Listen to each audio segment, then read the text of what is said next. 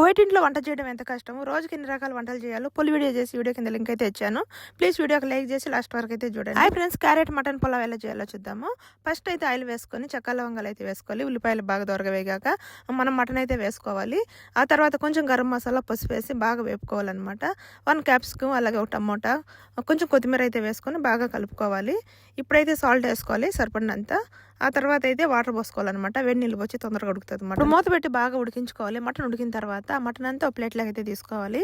ఆ వాటర్ని అయితే వడేసి పెట్టుకోవాలన్నమాట. మనం ఫస్ట్ రైస్ అయితే నానబెట్టి ఉంచుకోవాలి.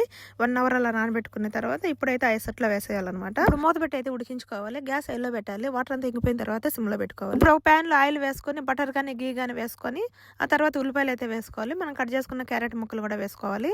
ఆ తర్వాత మనం ఉడికించి పక్కన పెట్టుకున్నాం కదా మటన్, ఆ మటన్ కూడా వేసుకొని నెమ్మదిగా అయితే కలుపుకోవాలన్నమాట. మటన్ పీసులు ఊడి రాకుండా చెదులు అయిపోకుండా ఆ తర్వాత ఈ రైస్ పైన అయితే వేసుకోవాలి. ఒక 10 నిమిషాలు మూత పెట్టి ఉడికించుకోవాలి. ఈరోజు మటన్ క్యారెట్ పులావ్ చాలా స్పెషల్ అనమాట. కొత్తగా ట్రై చేస్తాం. ప్లీజ్ వీడియోకి లైక్ చేసి